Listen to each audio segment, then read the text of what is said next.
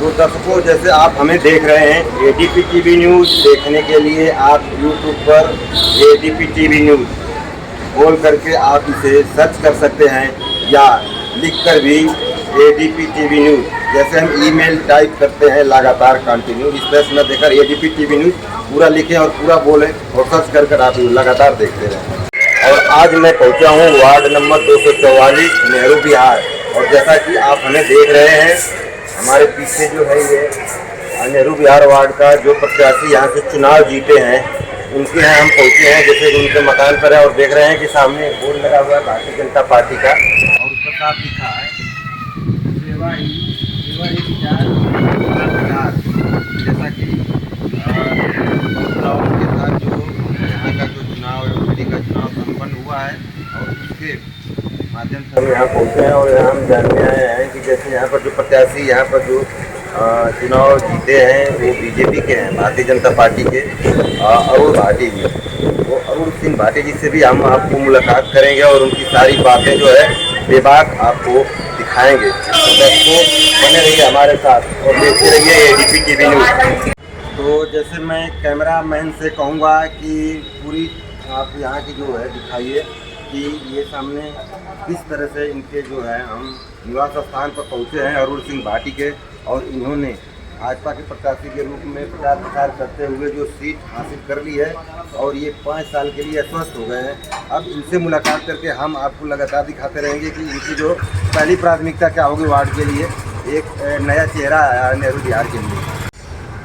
तो दर्शकों, मैं बता दूं कि आज हम हैं नेहरू बिहार वार्ड नंबर 244 पर, और यहाँ पर जो नया चेहरा है अरुण भाटी जी चुनाव जीतकर भाजपा से आए हैं। हम उनसे कुछ बातें करेंगे और उनको जानेंगे कि इस बार जो उन्होंने चुनाव जीता है तो उनकी जो पहली प्राथमिकता क्या होगी इस चुनाव में, पहले वो क्या कार्य करना चाहेंगे, ये सारे विधिवत हम आपको दिखाएंगे। तो जैसा कि दर्शकों, यहाँ पर जो है दिल्ली नगर निगम में 250 सीटें हैं नगर निगम की, और ये चुनाव जो यहाँ पर संपन्न हुआ है, और कल जो रिजल्ट आया था, जो नतीजे आए थे, उसके बाद हमारा जो ये यहाँ पर हम प्रत्याशियों से मुलाकात कर रहे हैं और उसको आपको लाइव दिखा रहे हैं। और इसी कड़ी में हम पहुँचे हैं नेहरू बिहार वार्ड पे, और यहाँ पर हम जो यहाँ के नए चेहरे, जो नए प्रत्याशी हैं जो चुनाव जीत कर आए हैं, हम उनसे जानेंगे कि उनकी जो वार्ड में पहली प्राथमिकता, कार्य करने की पहली प्राथमिकता क्या होगी, उसके बारे में भी हम जानेंगे।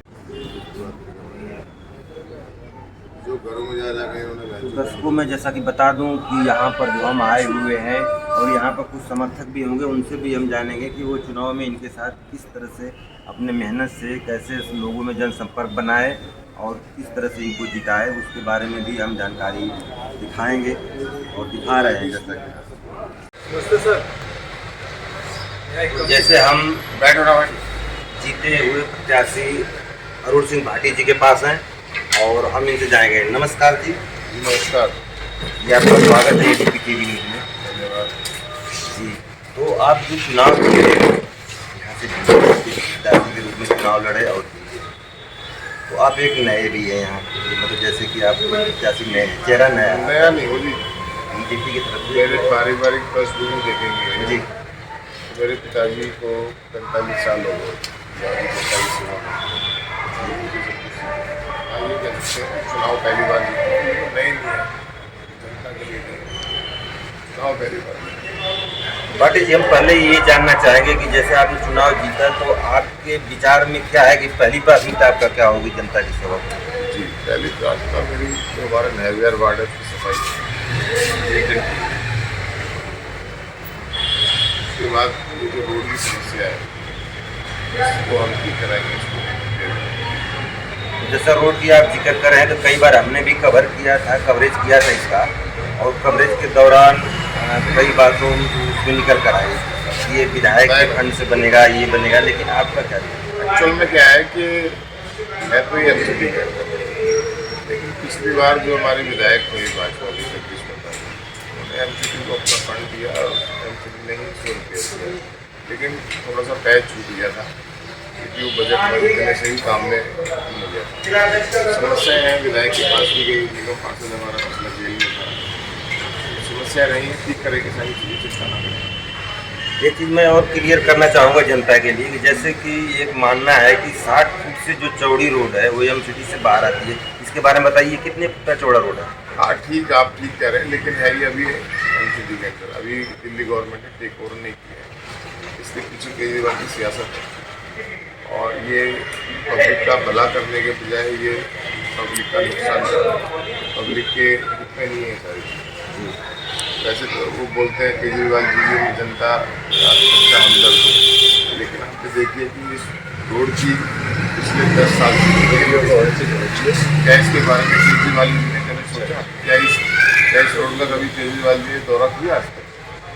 जी नहीं, जैसे वर्तमान मुस्तफाबाद विधायक हाजी यूनुस से भी मैंने मुलाकात करने का प्रयास किया, लेकिन उन्होंने इस बात से इनकार कर दिया कि ये जो रोड है वो करावल सभा के विधायक को हुई होगी, इसके बारे में नहीं, गलत था।